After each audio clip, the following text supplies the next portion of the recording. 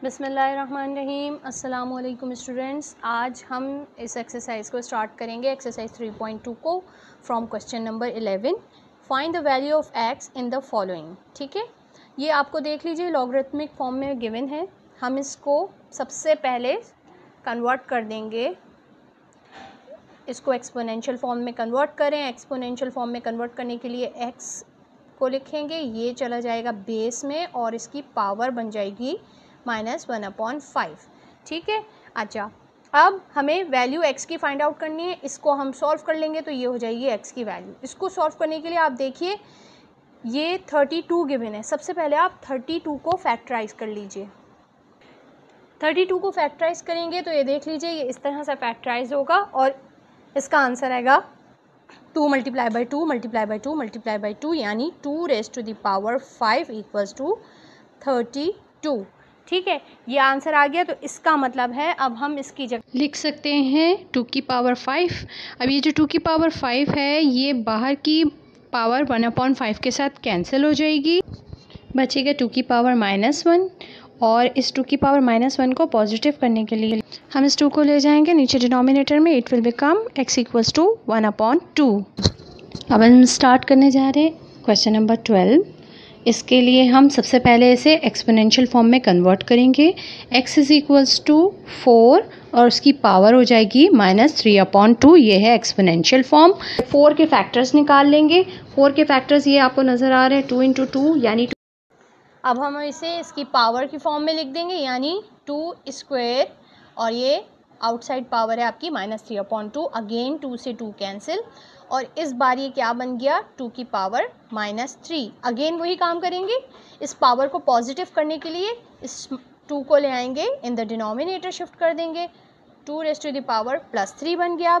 अब 2⁻3 का क्या मतलब है? 2⁻3 का मतलब है 2 × 2 × 2 यानी 2 × 2 = 4, 4 × 2 = 8।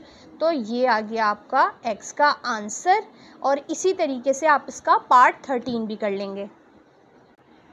अब हम मूव कर रहे हैं क्वेश्चन नंबर 14 की तरफ। Find the value of a in the following. ठीक है, इस बार हमें इस बेस की वैल्यू फाइंड आउट करनी है। ठीक है, तरीका वही रहेगा। सबसे पहले सॉल्यूशन स्टार्ट करते वक्त इस लॉगरिथमिक फॉर्म को आप एक्सपोनेंशियल फॉर्म में कन्वर्ट कर लीजिए। 3 = a⁻½ ठीक है।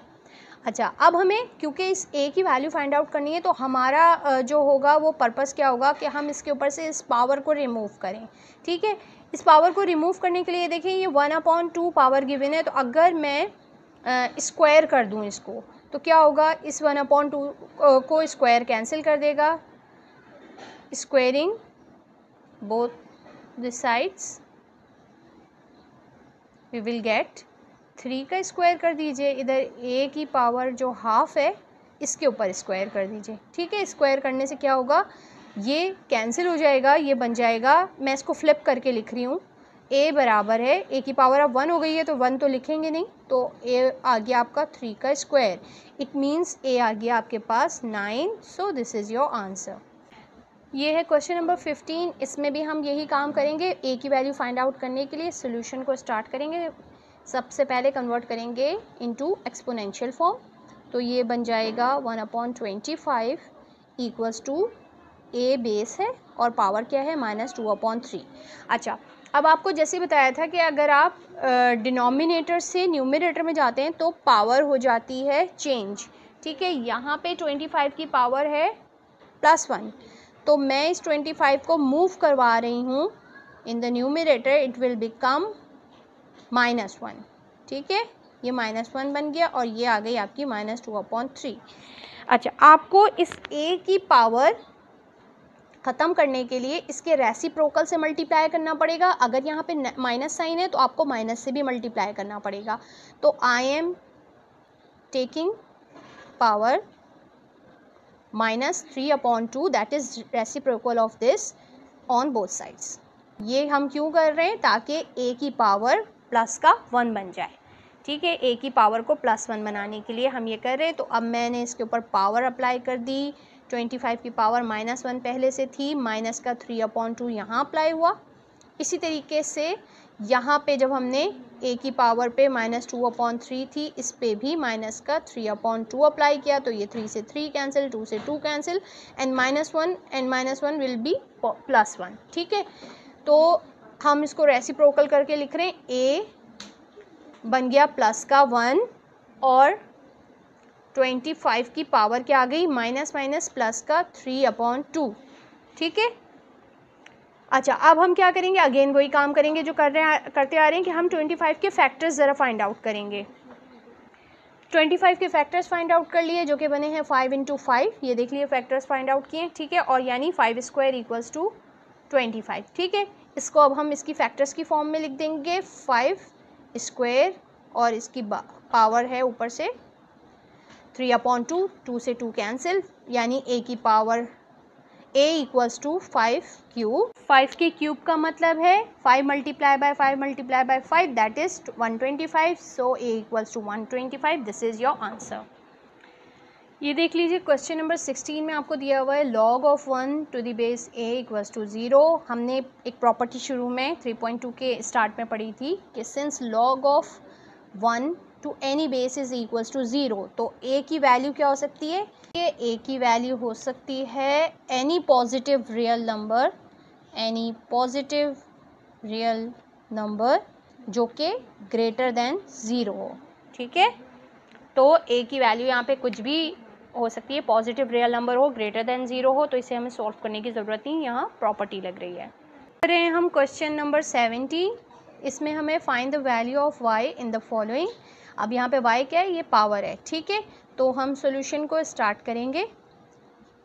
इसको सबसे पहले इसकी एक्सपोनेंशियल फॉर्म में लिख रहे हैं। ठीक है, तो 25 = बेस क्या हो जाएगी √5 और इसकी पावर हो जाएगी y। ठीक है, हम यहाँ पे कौन सी जो है प्रॉपर्टी यूज़ करें, हम प्रॉपर्टी यूज़ करेंगे कि हम बेसिस को सेम बनाएंगे समहाउ, तो आके हमारी पावर सेम हो सकें। तो हम यहाँ पे इस 25 को इसके फैक्टर्स में लिखेंगे। फैक्टर्स 25 के पहले भी शो कर चुकी हूँ, 5² होते हैं, और यहाँ पे 5 का रूट का मतलब है 5 की पावर हाफ। ठीक है, तो इसको लिख दिया मैंने 5 की पावर हाफ, और बाहर मौजूद है ये y। ठीक है, अच्छा अब ये 5² = 5 की power y/2। Since the basis are same their powers will be equal। तो अब हम क्या करने जा रहे हैं, हम इसके पावर्स को इक्वल करने जा रहे हैं, यानी 2 बराबर है y/2 के, और अगर मैं इस 2 को इधर ले जाऊं तो ये बन जाएगा 2 × 2 = y। फ्लिप करके लिख रही हूँ, y =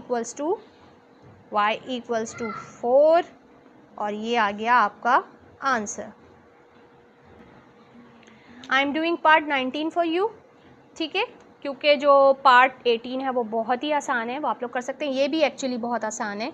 इसमें भी सॉल्यूशन स्टार्ट करते वक्त सबसे पहले इसको एक्सपोनेंशियल फॉर्म में लिखिए, तो 55 = 55 y। अभी इधर देखिए, दोनों जो है वो बेसिस ऑलरेडी सेम है, और पावर यहाँ की आ रही है, यहाँ पे पावर आ रही है 1। ठीक है, लिखते नहीं है मगर शो कर रही हूँ आपको। तो अगेन आप वही स्टेटमेंट देंगे कि since the bases are same their powers will be equal। अगर हम इन दोनों को इक्वेट करते हैं तो y का रिजल्ट आता है 1। This is our answer.